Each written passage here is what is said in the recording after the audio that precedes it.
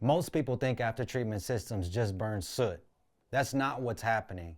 And misunderstanding this is why trucks derate, clog filters, and get deleted. Soot doesn't just disappear. It only oxidizes once temperature and oxygen conditions are correct. That's the job of the one box, to manage heat. Fuel is not injected to burn soot directly. Fuel is injected to raise exhaust temperature. After the turbo, a hydrocarbon dozer injects fuel into the exhaust stream.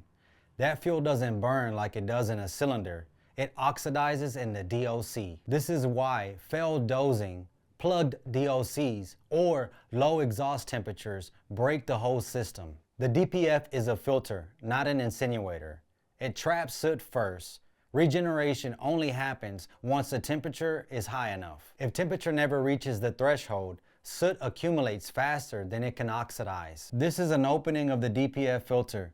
The DPF filter is a ceramic honeycomb filter.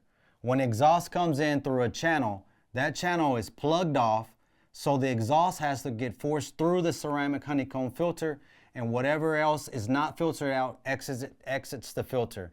Temperatures have to be correct for this process to happen, so that the exhaust is hot enough to trap the soot into the filter. That's what it's designed to do. Once soot is handled, the job isn't done. NOx still has to be reduced. DEF does not clean soot.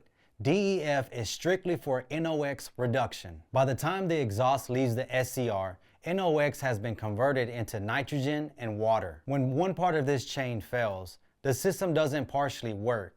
It falls out of balance. Here's a breakdown of the one-box system. Heated exhaust comes in, passes through the DOCs, get oxidized, passes through the DPF filter. The DPF filter catches the soot. The remaining exhaust comes into the mixing chamber of the SCR system.